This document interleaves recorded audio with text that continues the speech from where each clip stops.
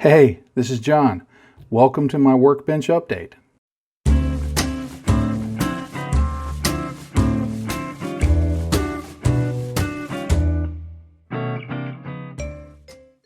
So you may be asking yourself, what is a Workbench update? It's just, I want to get a few more videos out there and just talk a little bit more about the hobby. So I thought I'd simply just every now and then do a short video about what I'm working on at the moment and point out what I like about it, what I don't like about it, things that I've run into, things that I'm doing with it, and hope that it'll be helpful. It may be something you're working on or something you've had some interest in. So it's, I don't want to call it a news report because it's not really that.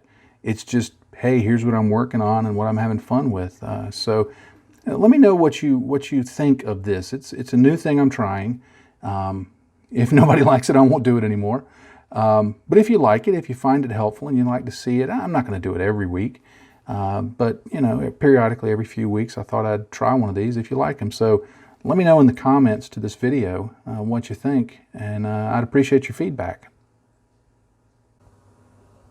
One of the kits I've been working on is this Gundam Bale from the Iron-Blooded Orphans series. It's a 1/100 scale kit. This is actually part of a Patreon exclusive video build series that I've been working on, but I've also got it on the blog, so you can check that out. Right now he's just waiting for weathering, so that'll be the third installment of the video. This is a really fun kit to work on. It's got a full inner frame. It's not a master grade kit. It's what Bandai calls a full frame mechanics kit. But it's got a full frame and loads of painting opportunities. I don't know if you can see there's some of the details that are on the frame. The piston detail, the piping, all of these just little greeblies all over it, which give you great opportunity for painting. It's got really nice panel line detail, great color separation. Look at the shoulder there. That's just, I just love that color separation here at the shoulder. And it's just a really solid kit. And you can actually find them fairly cheap. So if you're looking to get into some kind of Gundam kit, if you've never done one before, don't worry about all the what does IBO mean, what is Iron-Blooded Orphans, what is a Gundam Bale. Don't worry about all that stuff. Doesn't matter. Just think of it as a cool looking kit that's a stompy robot thing. And I think if you've never built one, this is a great starting point, because it's just a lot of fun. But it's a really good kit. I'm really enjoying this one.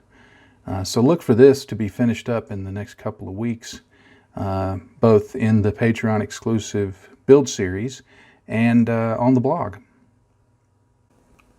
In 40K kits, I'm working on this Goliath rock crusher, which is, I guess it's part of the Gene Stealer cults faction. I don't play the game, so I don't know quite what that is. I guess they steal genes. I don't know whether they like 501s or 505s, but anyway, this is, even though I've only got it primed, I am really excited about getting this one painted and weathered, because it has so many cool things about it that are I think are gonna make painting a lot of fun. I mean, first of all, it's got this big plow blade on the front, and I mean, there's just loads of opportunities for weathering that, for making it rusted. The box art shows it being striped with yellow and black stripes, and you know, there's going to be just all sorts of opportunity for making that look gnarly. And then it has these tires, big fat knobby tires, which I'm gonna do a little bit of damage to around the edges just to make them look used. That's a whole nother area of weathering that's a lot of fun, to really make them look beat up. On the main frame itself, you've got sections of this steel plate. You have sections that are just regular armor. There are details of, you know, little pipes and tubes and handles and all sorts of things like that. There's this canvas tarp piece right here that's you know, covering up something that's on this back deck that allows you some kind of cloth texture to paint. And there's just so many facets to this kit. I built quite a few Warhammer kits, but I've not seen one that just kind of gives you almost the whole gamut of things available on the kit to paint and weather like this one does. So this, it sounds like a broken record when I always say, on the blog especially, you know, if you've not built a Warhammer kit, build one. They're a lot of fun. This is a great place to start because it just offers so many things. It comes with some figures, and I have this one here primed up, ready to go. He doesn't have his head on yet, but you know, we'll get that fixed up. You can see I've started painting his head. But it just, to me, in terms of, I don't build all of the big squishy things with their guts hanging out and all of that. I tend to build the vehicles that are, you know, have some real world connection. I like the vehicles. And in terms of 40K, Warhammer 40K, this just seems to be everything you would want about a kit from that genre. And it just offers so much to the builder. So I'm really looking forward to this one. Look for this on the blog in a few weeks. Okay, this is AMT's Jedi Starfighter from Star Wars. One of the, I think it was episode 3 that it appeared there.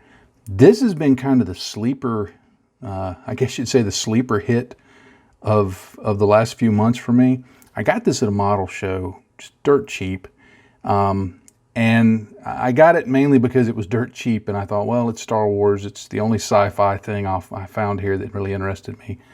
So I'll get it and, you know, maybe look at putting it together. It's typical AMT. It's not great. It's not bad. You've got to do some seam cleanup and some work to get it looking okay. It's got a fairly detailed cockpit. But I've really enjoyed building this kit. It's almost finished. All I have to do at this point, literally, is put a matte coat on it and remove the masking. That's all I've got to do. I've done all of the chipping and streaking and other stuff that I want to do. Painted up the R2 unit. May do a few touch-ups on him. But it's a simple kit. You build the cockpit. It has an upper and lower half. You sandwich the cockpit between the two of them, and you add on a few extra parts. There's not much to it. It had some big honking hinges over here that allowed these outer panels to open up and close. And I didn't like those, so I glued them closed, clipped off the hinges, and just made them in a fixed position. But this is a really fun kit. These guns can actually be assembled, can be added. They show you in the instructions, you have to put them on before the halves are sandwiched together. And they have pegs that go down in little holes in the tabs in the guns. All I did was clip out those holes so that I could build it without the guns being in place, and then later just go back and slide them in. And it worked. It worked pretty well. So anyway, if you find this kit cheap, it's not the easiest build. You're going to do some sanding and some filling and some shimming and some other things. But it turns out looking kind of cool, I think. So it's a fun little kit.